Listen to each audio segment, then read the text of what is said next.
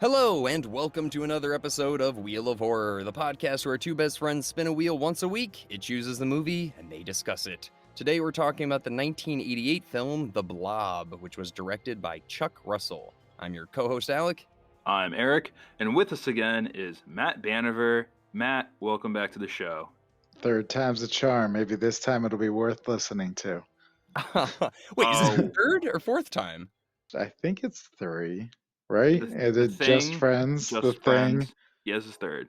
Yeah, 3rd. Damn, I feel like there's another one, dude. I don't know, you make such an impression, Matt. You know? Aw, it's so sweet. There might be. I can't think of it. I know. That's it. Oh my god, we're getting to that point now where there's like so many episodes. I'm like, I don't even know. Did we do Yeah, exactly. When was that? Actually, really quick, Matt, you watched the 1958 Blob, right?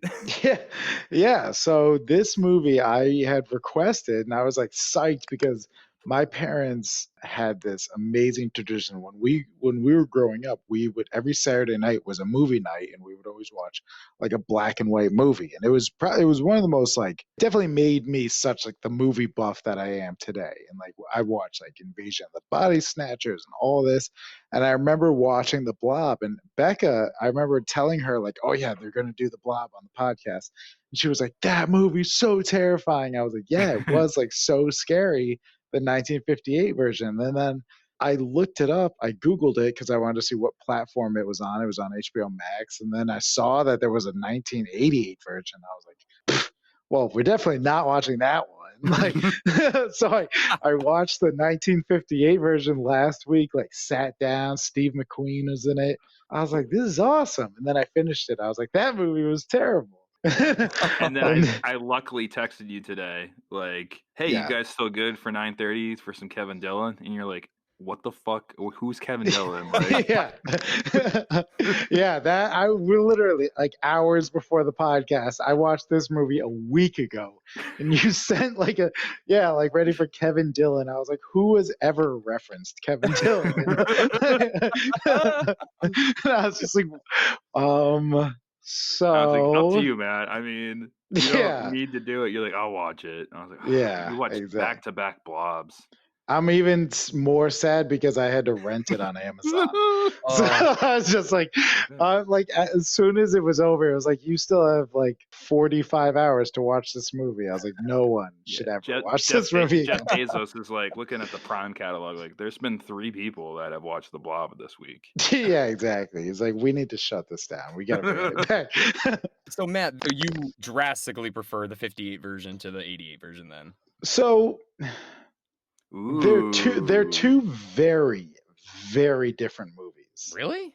Yeah, absolutely. So 58, a meteor lands, and again, pretty much the same old homeless guy comes out and investigates, and the Blob gets onto him, and then the kids find him and bring him to the doctors, and then he like gets consumed by it, and then pretty much the whole movie is just the kids trying to figure out what it was that killed this old guy. And it eventually leads up to overtaking some diner, and they realize, oh, cold can kill it, and they get rid of it. And they find out it's an alien. It's totally not of this world. And the ending of the movie, they're like, oh yeah, cold kills it. So this like back alley cop, I mean, they're in like rural America. Somehow this cop like calls up like the government and is like, we need a hot air balloon. And this hot air balloon comes and picks up the Blob and brings it to Antarctica. Yeah, and that's how the movie ends. What? Yeah, it is the most bizarrely paced movie. You should watch it just for like, what is happening? Like it.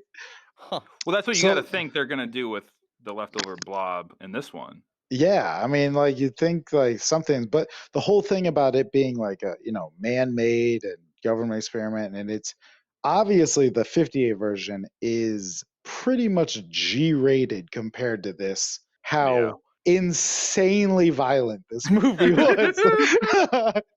I cannot get I love gore. You guys know that, but there were some scenes where I was like, what did I just watch? Kevin Dillion versus Bloody Jello. Like, that's all it was. why is the thing screaming? Like, why is this like ooze? Like, Yeah. where's its vocal cords? So you watch the G-rated, nice, happy black and white version where you can't tell like if the blood is black or white. You can't, like it's very nice and comfortable. I grew up watching the '88 version, and I feel Yeah. like this was always on TV. This and Hook for some reason are like the two movies I remember, like dinner and a movie. But this I watched a lot, and this used to scare the shit out of me. Like I Yeah. was scared. Like Jello, get out of here. Yeah, I couldn't believe it. Even in the 58 version, every time it consumes somebody, the studio actually added red dye to it to make it darker and darker. And then this one, it's just screaming louder and it moves faster. Yeah. I looked up on IMDb how the budget for the 88 version was $19 million and they spent $9 million just on special effects. Yeah. Whoa. Oh yeah. They had to pay for Kevin Dillon hitting that ramp too, or that. Yeah. Oh, I love that.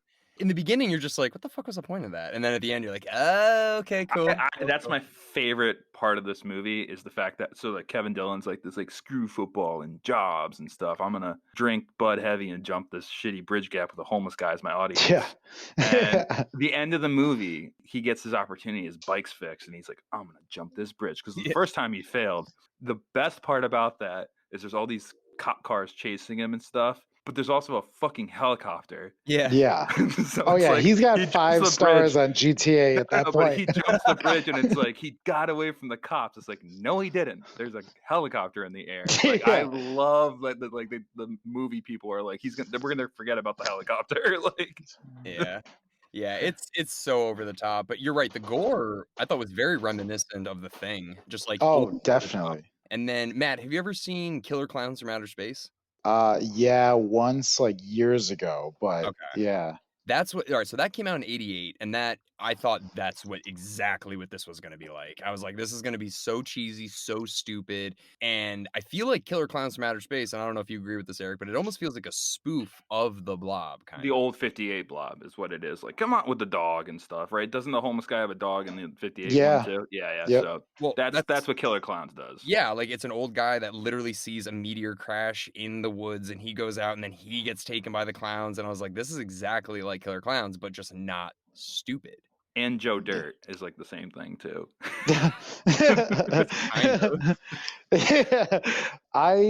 There was like a couple things in this where I feel like when they wrote the script, there was no checking for like consistency or if it made sense or anything. But like right after that kid, first of all, I just love how so many like main people die like horribly. Yeah. Like you would just be like, no, like obviously this kid is like the protagonist, like he's not gonna die, and the kid in the hospital gets like eaten alive. Yeah, Paul dies, and then as soon like right after that happens, like literally his girlfriend like pulls his arm off, and the 2 cops come out, and one of the cops says like, yeah, Paul's parents haven't heard from him. And the other guy's like, and they're probably not going to. It's like, why? What? His arm is laying in the hallway. Like, why would you say that? Yeah.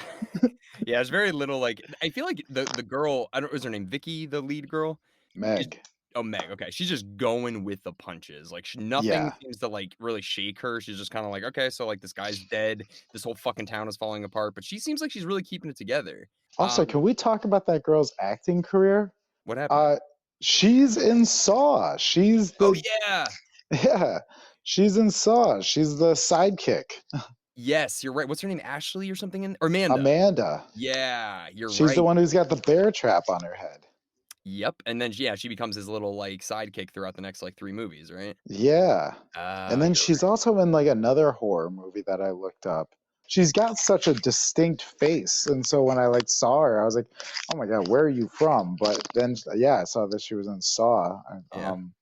No, Vicky was the girl that was, like, getting molested in the car. by the Oh, guy who had the bar in Oh. his trunk. I just like the rings. He had like 50 different rings. He's like, I gave you my ring. And then like he has a Yeah. little tray of rings. That was Yeah. ridiculous. Yeah, I mean, Eric, with the exception of, like, the sexual assault, like, I could kind of see you doing something like that, like having a bar, like A bar having and I make yeah. drinks for friends. No, but, like, having it in your car, be like, Yeah, "Hey." but no girls allowed. It's just us. That's what I mean, but yeah, the bar part, you're like, "We got Hawaiian Oh, punch." 100%. I used to make these drinks called hulas, which was just Hawaiian punch and like not even coconut jack. It was like a shelf below that. God. Yeah. There's this there's this one thing that kept happening in the movie where whenever somebody was dying, whoever was witnessing it was like screaming their name. So like the weird molester guy, like as soon as he like reaches his hand in her shirt and the tentacles like wrap around it, and then her face like caves in, he's like, God, Vicky! Her face is literally like inverted, and Well, he's wrapped in like tentacles, and he's just like, God, Vicky! Like, what the hell? Before You didn't she- say. Before she like even started unbuttoning her, you could see her face and it was not okay. So it's like this guy's not even looking at her face. Like Yeah, exactly. And then like later when the bar back or whatever gets like pulled into the sink drain, the lady's like yelling like, "Oh no!" and it, like pans to him and it's just like his ankle and his wrist sticking out of the sink. oh, yeah. Ugh, That's my yeah. nightmare. I'll say this, one of my favorite parts is like, you know how the sister like rescues her little brother but doesn't save her little brother's friend? Yes. Yeah. Pretty sick, but That was wild. I just love that scene where Kevin gets through the bars easily because he's like a little kid, and then Meg can't fit. And he's like, I can't get out. Just go. And like I was just waiting for Kevin to be like, well, maybe you should have eased up on the chocolate ice cream. And she's just like, fuck you, Kevin. Like, Yeah. That would have been hilarious. That was the scene Yeah. I was just thinking of. I was like, I can't believe they just killed a kid. They just Yeah. yeah, they really killed a young kid. Because after Paul dies in the hospital, after the waitress dies in the phone booth, I was like, I wrote down, I was like, wow, they really kill like a lot of main characters. And then when the kid gets stuck in the doorway, I was like, okay, well, they're not going to kill the kid. Yeah. And then he gets out of the jacket, and I was like, okay, yeah, cool. This movie has some self-respect. And then he just like gets horribly killed, and the way he like jumps out of the water and like his skin is like pulling off of his skeleton. Yeah. It's like, holy shit, like this kid's like 8 years old. The best part is that when they kill the blob, you see Kevin again, the kid who survived, and he's just like, whoa, it's snowing. I don't even care that I was traumatized by my best friend's death 2 minutes ago. The ending was unreal. How it's just like snowing and everybody comes out and they're like, well, looks like we gotta get rid of this thing. And like Everyone's they just watched all these people like literally melt. Yeah, everyone's like having a snowball fight, and like this town is messed up, dude. Yeah. Really quick, back to the dead kid. Really quick. So Eric, you know, when we made Mission Impossible like 11 years ago now, we did a scene. It was a movie that we wrote and directed. Matt, you were in it too. And there's a scene where we like beat the shit out of an 8-year-old kid for the plot. And I remember like we told the parents like, okay, so like we're gonna beat your kid up or like do all these things to him. And then they saw the movie. And I don't think they were expecting it to be as bad as it was, like the way that we beat the shit out of their kid. So I'm imagining what these parents must have been like seeing this movie on opening night with their kid. And they're like, I'm so excited. They don't know what they're going to see. They just know their kid dies. Well, and then they see his face get ripped from the flesh of his skull, like melted by acid. And they're just sitting there with their kid like, oh my God. That kid probably thought, oh, I was the kid in the movie. Like, last scene I did was when I went underwater. And probably the rest of it was all CGI. So he probably has no idea that that's like... No. How brutal of a death that is. Watching your kid like that screaming. Like, he's probably on the red carpet with a tuxedo. Like, oh, I can't wait to see me at the movie theater. And it's like, oh my God. Like, and then on top of it, the movie bombs. So it's just like, I cannot believe, honestly, how absurd this movie was. Like, I love it. They always talk about those like absurd 80s movies with the violence and this, and like you see bits and pieces of it in like The Thing and all these other movies, but this movie was pretty much every bad idea they had in Like a the 80s cheesy rolled football together. game, like Even date from like rape, the opening credits, like why were they all purple? It was like R.L. Stein, like I felt like Goosebumps Goosebumps. esque. It felt like Goosebumps. I'm still gonna say though, I thought this was gonna be worse than it was. I still thought it was gonna be shittier. See, I think it saved me just kind of pulling the band-aid like that, like super quick, like because it didn't even enter my mind that we were gonna watch the 88 version one. Like I immediately was just like, yeah, I love that happened now. why would we watch the 88 version when Steve McQueen was in the 58 version? Yeah. You know, like Oh, that makes sense. I was gonna make fun of her Herbie the Love Bug car that she was driving. Like, how yeah, the hell is she driving that? I was like, oh, that's probably because of Steve McQueen. yeah, There you no, go. there was a lot of McQueen kind of ties to this I didn't movie. even think of that. Yeah, Wow. he actually didn't even want to talk about the Blob, the original one, because he hated that movie so much. And then when he died, he had the poster hanging in his room. Yeah, it's like Michael Caine someday is gonna have Jaws of Revenge, a poster of that in his room. Yeah. Michael Caine didn't even like go to the premiere. Like he like didn't even finish filming. He just like left. Just Well, walked off set. he missed his Oscar nomination because he was filming that. So he got nominated for an Oscar and then he couldn't go to it because he was filming Jaws of Revenge. Yeah. Love A it. whole other layer to it. Okay, so Kevin Dillon, when he's leaving or whatever, and when he's getting the liquid nitrogen from his boss's place, dude, all I want to see is that scene where, because he crashes through the door and he destroys that garage door with the liquid nitrogen. Yeah. I just want to see his boss feel like, come on, man. I like that guy was like, hey, bring me back my socket. And it's like, you know how much a socket costs? They're like $10 on Amazon. Yeah. Dude, he just like destroyed his livelihood. Like, Yeah, exactly. It's like the Just Blob was crippled here. this small business. He's like, the Blob was nowhere near my garage. You did this. You did this. Yeah. There was so much there's so much. bizarre character development and not development in this. For instance, one was Meg. Like they kept referring to her as like a cheerleader, and even on IMDb, it's like Meg, local cheerleader, like encounters this weird space. But it's like you never saw her cheer like once. It's like why did that keep getting brought up? But then also the priest. What was up with his role? He kept coming back. He kept at the end he looked like a totally different human. Like it just was such a bizarre kind of shoehorn thing in there to have this priest. It sounds like they pitched the movie with the ending and said, "Oh yeah, it's going to be awesome. We're going to have this like person kind of lead into like we'll make a whole thing of the franchise of the Blobs." And then when they got down to it, they're like, why did we make this guy a priest? Like, what are we going to do with this character? No, you're right. Because, like, if he was sitting there being like, the end of times is coming, like, if it was like a thing throughout the movie, like, he was creating the narrative, like, no one's paying attention to to God anymore, like, things are happening, bad things are coming. Like, if he was doing that, it would make sense. Right. But you're right. That's 100% right, Matt. It does feel like they're like, oh, we know how the sequels can go before they even started filming it. Even that last scene just felt so tacked on. Oh, yeah. I had no idea what was going on. I was like, where the fuck are we right now? Like, yeah. Some random church in like the South. That actor, though, the guy that plays him, his name is Del Close. He is basically the inventor of modern American improv.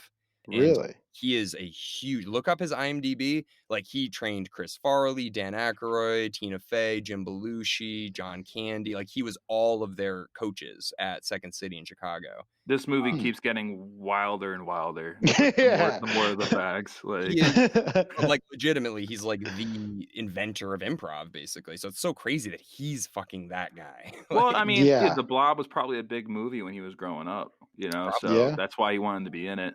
And that's why he probably has the coolest role at the end, because he has what's left of the Blob alive still from the freezer. Remember, he picked up those pieces and put it in it.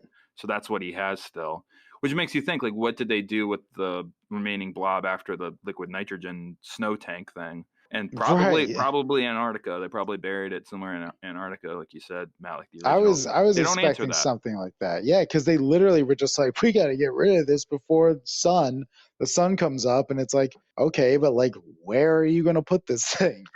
Yeah, freezer, maybe. I don't know. This ending, though, it's kind of a little bit reflective of today, where it's like there's some virus that came from another country and it kind of got out of control and they don't know what's going on anymore. It's a little eerily. You always got to bring COVID into it, dude. You always got to do that. Like, I mean, and we have one podcast without hearing COVID. Like, Yeah, exactly.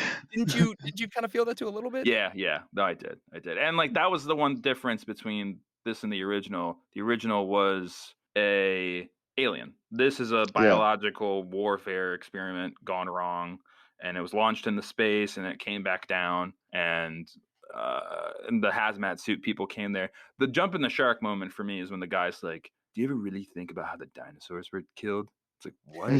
Like my eyes are like I even said like out loud, like, what? Are they saying that the dinosaurs were killed by like the Blob? Didn't they just say they made it? Like a week ago. I'm like trying to wrap my head around this whole movie, and it's hard, man. It's hard. Like, yeah, there's actually Neil deGrasse Tyson, very famous astrophysicist. He has his own podcast, Star Talk, and they were talking about cinema, and somebody posed the question, what do you feel like is the most accurate representation of what extraterrestrial life could be? And he said 1958's The Blob, starring Steve McQueen, because he said all other cinema panders to our sensibility of understanding what life is. All these aliens have like legs and arms and mouths, and it's like, that's probably not what we're going to run into when we eventually find an alien. It's going to be a like molecular level, like it's going to be like a gelatin mass, if anything, or something that does not have arms and legs and mouths and eyes, and like is like averaging 5'7" in height, and like all these other alien movies have something like that. We're like, oh, it's really big. It's like 8 feet tall. It's like, no, it's probably just going to be like this gross gelatin mass. And the ability to reason. This doesn't have the ability to like communicate or reason with us. It just screams and eats 9-year-olds in a sewer. I always thought that this movie has a lot of similarities to War of the Worlds. Also, like flip the script though, aliens come to invade us, but then get sick by our bacteria because they aren't used to our planet, and they're not used to like microbacteria and stuff. And I think that the people that designed this though in this one would be like, hey, let's test it to see if it's affected by temperature. Like that seems like the first thing you do. Right, exactly. Like, especially if it's gonna fight the Russians. Yeah. Like, oh, it doesn't do well in cold. Yeah. Like that thing would be the worst weapon. Yeah. They're shooting at it. They're actually hitting it with heat, though, is what they're thinking, because they're hitting them with those grenade packs or whatever. Yeah, but like if it landed in Russia in winter, it would just immediately get just destroyed, and I don't know what would happen to it. They'd be like, okay, what the fuck? Like if its sole purpose is to fight Russians, and they should be like, you know what, it should probably do well in cold. Yeah, like that's like step 2. Yeah, good point. People can survive cold. Yeah, exactly. So stupid. I'm also like, I'm wondering, because this movie came out in 88, the original came out in 58, so I guess 2018 would have been the 30-year anniversary of that. I wonder why they didn't think about doing another one. I mean, obviously, I know, right? No fucking money, but like, yeah, both movies cost everybody money. But the original Blob, actually, what saved the 58 version was the song. There was the song in the intro of the movie. It's like, beware of the blob, it creeps and leaves, and and it's like this super campy movie, but it was such a hit at drive-in movie theaters because it was like the kids would roll up in their T-Birds or whatever else, and they would have that song raging, and so people would be like, oh, I gotta go see this movie. So it became like such a huge drive-in movie, and I was really, really expecting that song to appear somewhere in this, but it's basically like they just took the name and gave it a whole new movie for this one. Yeah, because I guess TriStar Pictures is the one that distributed this, and I wanna know, like, the original one, maybe they didn't have the rights to it or something? It's so weird. Yeah. You're right, that Yeah, because I'm surprised that it wasn't on HBO Max also. yeah, yeah, you'd think that they would've just, like, paired them together because it's like, who the fuck wants to watch these? But, Yeah. Yeah, exactly. yeah, you're right, though, yeah. Another kinda weird thing, I wonder why they both take place in Pennsylvania. So, Yeah. like, the original one and this one are both in Pennsylvania, I wonder why. Same thing with, Night of the Living Dead, too, there's a lot of, like, survival invading things happening in Pennsylvania. I don't know. This movie just made me wanna watch The Mist. Oh my Yeah, God. that'll be next wheel. That's definitely one that you have to clarify the original versus the new one because This the original is terrifying. The new one is horrendous. Wait, I didn't know there was a remake of that. That was the Stephen King one, right? Where they're in the mall and there's, like Yeah. wait, There's a remake that came out in like 2008 or something. I think you're mixing up with The Fog, maybe. 'cause The Mist, I think they only made one. I'm pretty sure they made the 2007 one. That one was with Tom Jane, remember that? Yeah, that one. Yeah, that's the only one they made. I think. I think you might be thinking The Fog, because they did a Fog from 1980 and then a 2005 Fog, and the 2005 Fog was The horrible. with the dude from Smallville. Yeah. I don't know. No, there's got to be an original Mist. Anyway, I think it would be a fun aspect for you guys to like have conversations about the originals versus the remakes because like I said, I'm very surprised that this hasn't happened before because the horror movie industry is so much remake, so many remakes Oh, are yeah. involved. I'm surprised nobody's like just, not watched Yeah, you're the right, that's a same good one. idea. We should do kind of because we could do that with, like, Fright Night. There's a bunch of movies on here that have Extraterrestrial movies too. You think of War of the Worlds was remade, The Day the Earth Stood Still, the The Keanu Thing. Reeves. Yeah, Yeah. there's so many Literally remakes. every horror movie has been remade. Except Um E.T. Except E.T. That's not True, thank God. horror. No, I'm kidding. Yeah. There was a staff at Marist where I went.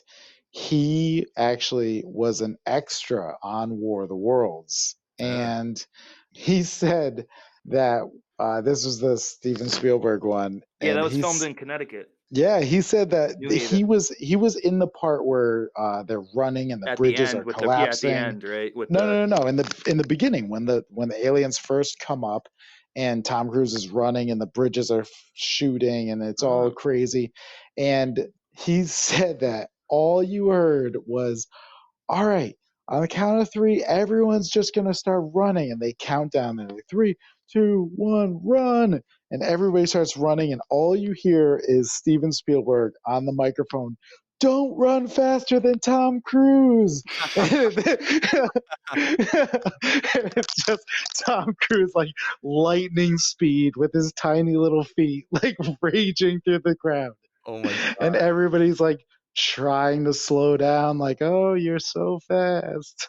That's hilarious. I saw Tom Cruise in a Nike store in Boston, and I was like, "Dude, he's like 5'5". He's so Dude, he's short." mad little. I mean, he was He's jacked, but he is short. yeah, yeah. he's mad little, yeah.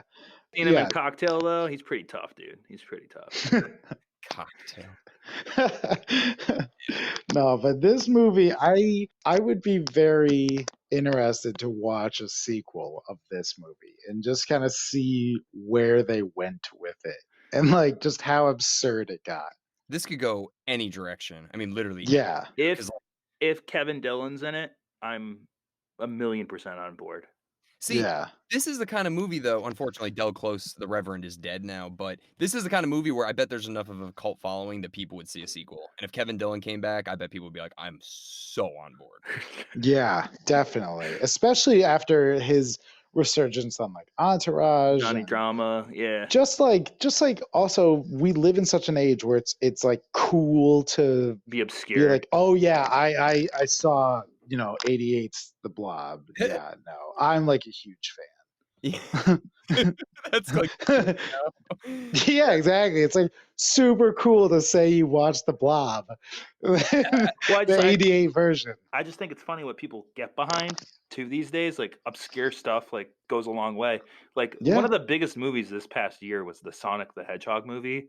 And it's Right. only because it's like people listen to us. They changed Sonic's eyeballs and we're all seeing this movie. It was a good Right. it was a good movie, but they're making a sequel already. It's like Yeah. that was one of the biggest movies of the year, and it's like how? And it's I because just- people just want to get behind stuff like that.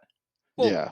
Cobra Kai's success, I feel like stuff like this is not that far off. It's just like, let's get Kevin Dillon to come back. We'll get Shawnee Smith to come back, and it'll be like, he's down on his luck. He's a drunk, like sort of thing. But, you know, he's Yeah. Yeah, It's a 6-part Netflix series, like just that's all.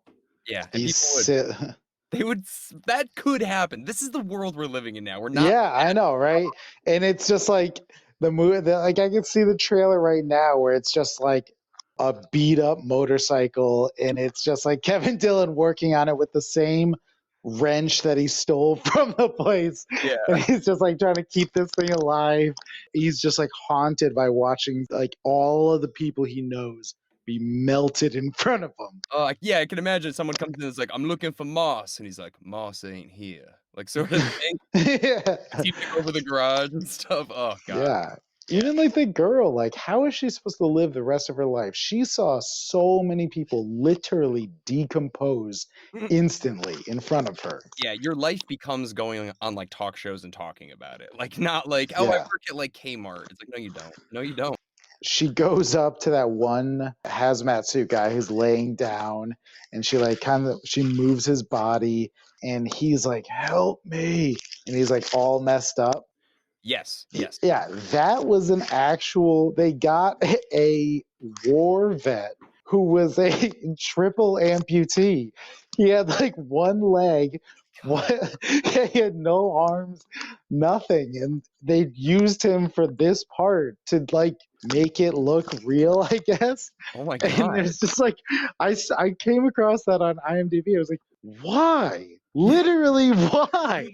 Were you looking for this person? Did he seek you out? Like, what was that process that got you to say, like, all right, you're just gonna lay there. She's gonna roll over your corpse because, you can't move, so she's gonna roll you over.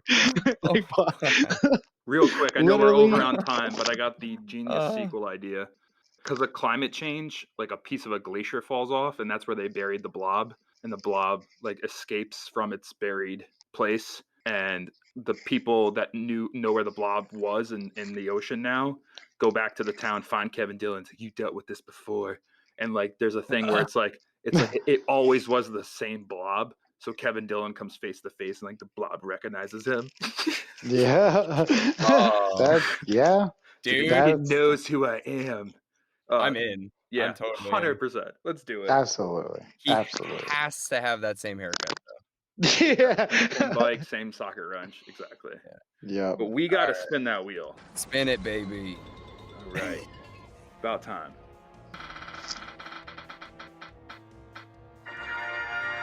We need to talk about Kevin. We Kevin! do. That's a fucked up movie. You seen that movie, Matt? No, as soon as you said it, I was like, what's the movie? Like, why are we talking about Kevin? It's a comedy, right? Oh, it's so not a comedy. Yeah. It is. Look John it up. C. Reilly's in it, right? Yeah, so it's instantly funny. No. Yeah, just like Perfect Storm. No, this is the least funny John C. Reilly movie you'll ever see. So, well, Matt, thank you so much. It's always a pleasure to have you on the podcast. Absolutely. Always a pleasure, gentlemen. I look forward to next time, and we'll get the movie right. That's right. Yes. Yeah, for sure. I'm sorry. All right. Well, thank you so much for listening in, everybody, and we'll see you next week for We Need to Talk About Kevin. Thank you.